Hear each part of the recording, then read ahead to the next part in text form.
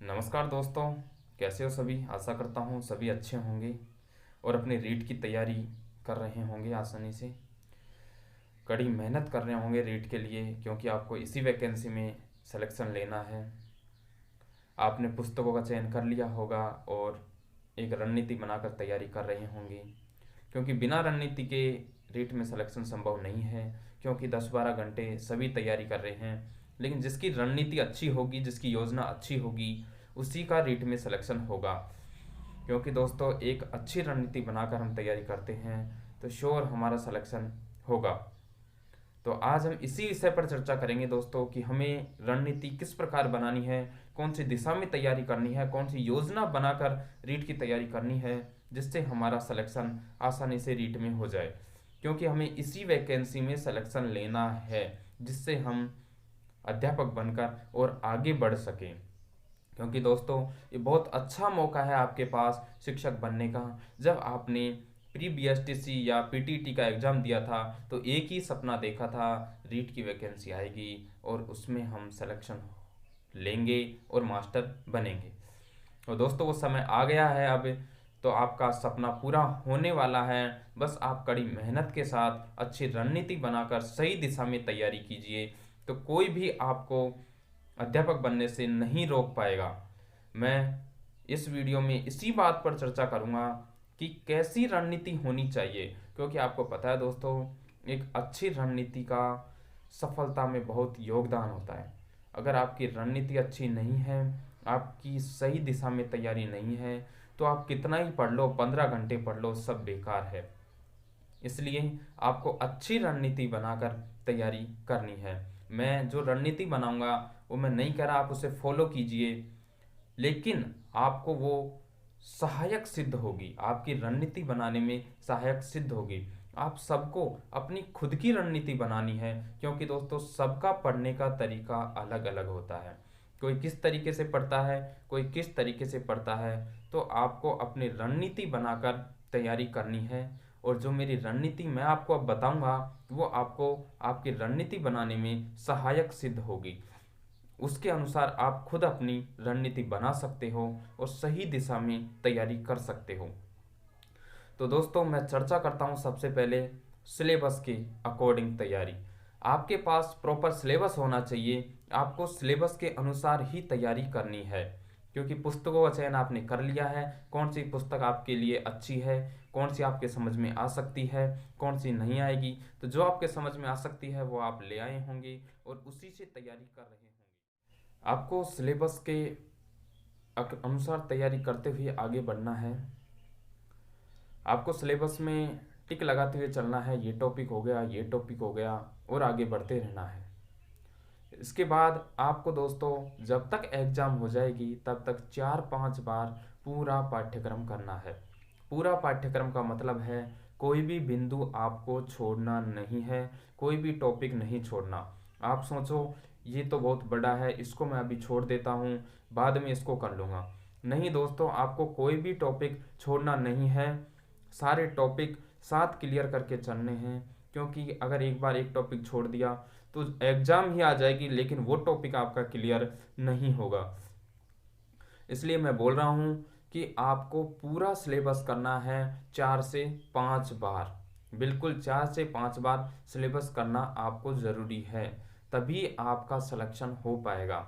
इसलिए मैं कह रहा हूँ आप अच्छे से सही रणनीति के साथ अपना सिलेबस अपने पास रखिए और 4 से 5 बार उस सिलेबस को कंप्लीट कीजिए। उसमें से कोई भी टॉपिक आपको छोड़ना नहीं है। अब मैं बात करता हूँ दोस्तों रणनीति कैसी होनी चाहिए। मैं बता रहा हूँ आपको, डेली आपको हर सब्जेक्ट डेली पढ़ना है। जी हाँ दोस्तों, डेली हर सब्जेक्ट पढ़ना है। इसमें सबसे इम्पोर्टेंट है आपकी टीचिंग मेथड और साइकोलॉजी। क्योंकि 30 नंबर की साइकोलॉजी होती है, L1 की बात करूँ तो 30 नंबर की साइकोलॉजी और 60 नंबर के टीचिंग मेथड आते हैं। अर्थात ये पोर्शन आपका 90 नंबर का हुआ, और ये 90 नंबर आपको आसानी से 85 नंबर तक दे के जाएंगे। अगर आप इनकी तैयारी अच्छे से करोगे तो 90 में से 85 नंबर आपके श्योर हैं, कोई नहीं रोक पाएगा। बस अब बात ये है कि उन्हें किस तरीके से पढ़ना है। अब साइकोलॉजी ले लीजिए, ठीक है दोस्तों, साइकोलॉजी को पढ़िए, आप नोट्स बनाकर पढ़िए अच्छे से। आपको जो भी पढ़ रहे हो आप उसे नोट्स बनाकर पढ़िए, क्योंकि मैं नहीं कह रहा आप बुक में जो भी दे रखा है उसे लिख लीजिए, नहीं, लिखने नहीं है आपको, शॉर्ट नोट्स बनाने हैं जो परीक्षा आने पर महत्वपूर्ण साबित होंगे। आप एग्जाम आने पर पूरी बुक तो एक साथ पढ़ नहीं पाएंगे, लेकिन जो आपके नोट्स हैं वो आपको रिवीजन करने में आपकी हेल्प करेंगे, क्योंकि वो नोट्स आप पढ़ोगे तो आपका सारा मैटर क्लियर हो जाएगा। इसलिए आप जो भी पढ़ रहे हो वो नोट्स बनाकर अच्छे से तैयारी कीजिए। अब मैं बात करता हूँ टीचिंग मेथड की। टीचिंग मेथड जैसे आपने पढ़ लिए, सबसे पहले ईवीएस के पढ़ लिए, फिर मैथ के पढ़ लिए, के बाद आपने पढ़ लिए लैंग्वेज के, हिंदी, इंग्लिश, संस्कृत, जो भी आपकी लैंग्वेज है उसके आपने टीचिंग मेथड पढ़ लिए। अब उसके बाद आपको वापस ऐसे नहीं करना कि हमारे टीचिंग मेथड कंप्लीट हो गए तो साइड में रख दिए, नहीं, फिर आपको वापस क्या करना है, ईवीएस के टीचिंग मेथड स्टार्ट करना है।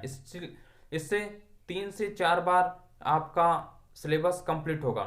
इसी तरह आपको करना है कि आपने ईवीएस के कर लिए, फिर मैथ के कर लिए, फिर टीचिंग उसके लैंग्वेज के टीचिंग मेथड कर लिए। अगर वो कंप्लीट हो जाते हैं उसके बाद आपको वापस ईवीएस के टीचिंग मेथड उठाने हैं, मैथ के उठाने हैं। इस तरीके से आपको टीचिंग मेथड आपके कंप्लीट करने हैं। और ये सबसे अच्छा टाइम रहेगा आपको कि कब टीचिंग मेथड पढ़ें, कब साइकोलॉजी पढ़ें। दोस्तों सबका पढ़ने का तरीका अलग अलग है, कोई रात में पढ़ता है, कोई सुबह पढ़ता है, लेकिन सुबह के 3 घंटे रात के 6 घंटे के बराबर हैं, ये मैं मानता हूँ, बिल्कुल ये सही है।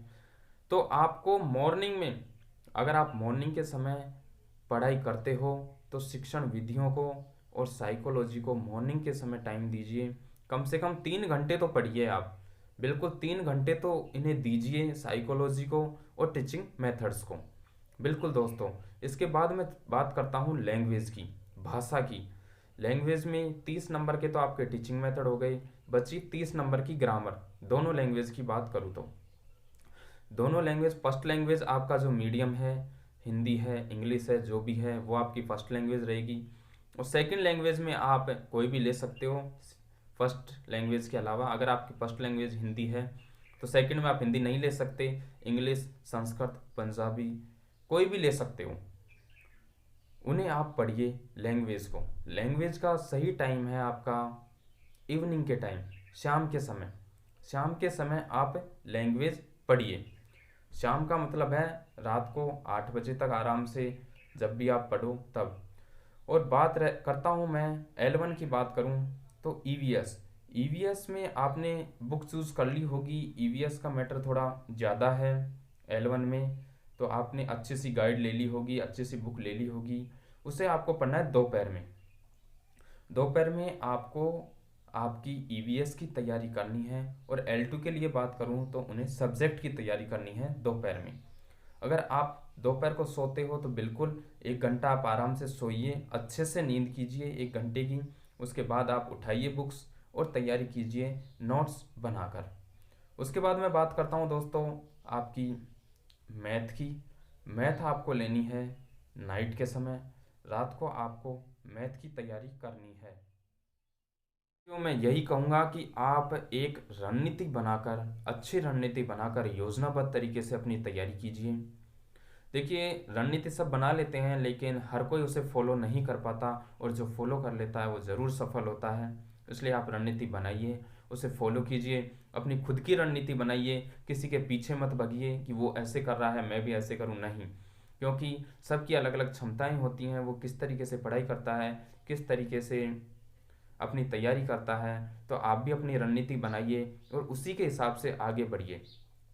आप अपनी रणनीति बनाकर तैयारी कीजिए, उसका प्रचार मत करिए, क्योंकि मैंने अक्सर देखा है पढ़ाई कम करते हैं हम और उसका प्रचार ज़्यादा करते हैं। नहीं दोस्तों, आपको अपनी रणनीति गुप्त तरीके से तैयारी करनी है। वो कहते हैं ना, मेहनत इतनी खामोशी से करो कि सफलता शोर मचा दे। ये ध्यान में रखना है आपको कि हमें इस तरीके से बस पढ़ाई करनी है। सबसे ज़्यादा इम्पोर्टेंस ये 3-4 महीने आपको अपनी पढ़ाई को देना है, क्योंकि दोस्तों अगर रीट में सिलेक्शन हो गया तो इसके बाद आप आसानी से जो चाहें वो कर सकते हो, आपके पास बहुत टाइम रहेगा। अभी ये गोल्डन चांस है आपके लिए रीट में सिलेक्शन लेने का, तो आप आसानी से अपना सिलेक्शन ले सकते हो रीट में। और इसी के साथ आपको तैयारी करनी है और आगे बढ़ना है। दोस्तों सफलता का एक ही शॉर्टकट है और वो है एक अच्छे टीचर का मिल जाना।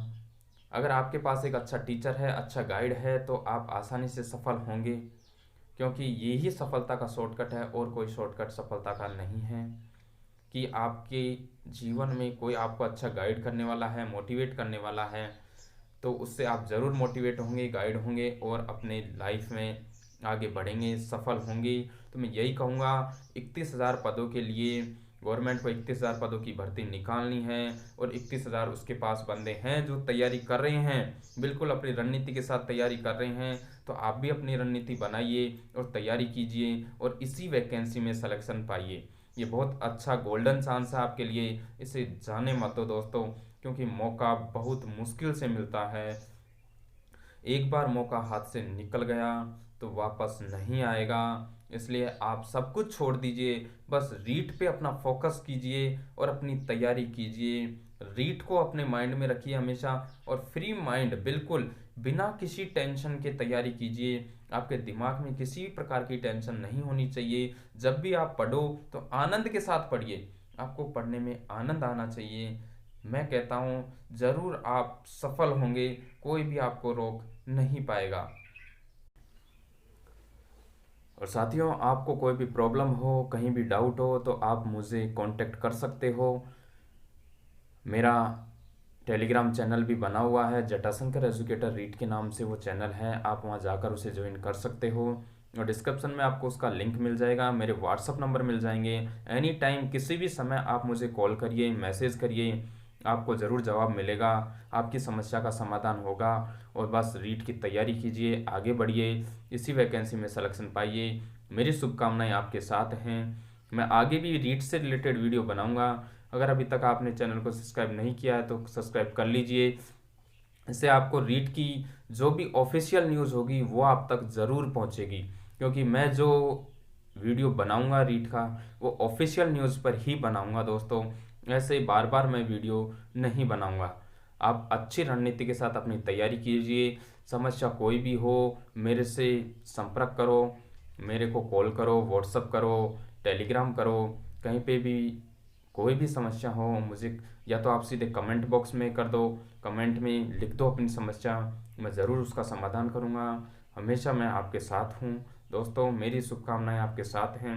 मैं यही चाहूँगा इसी वैकेंसी में आपका सिलेक्शन हो, जिससे आपके घर परिवार वाले खुश हों और आपको आगे बढ़ने का और मौका मिले। धन्यवाद दोस्तों।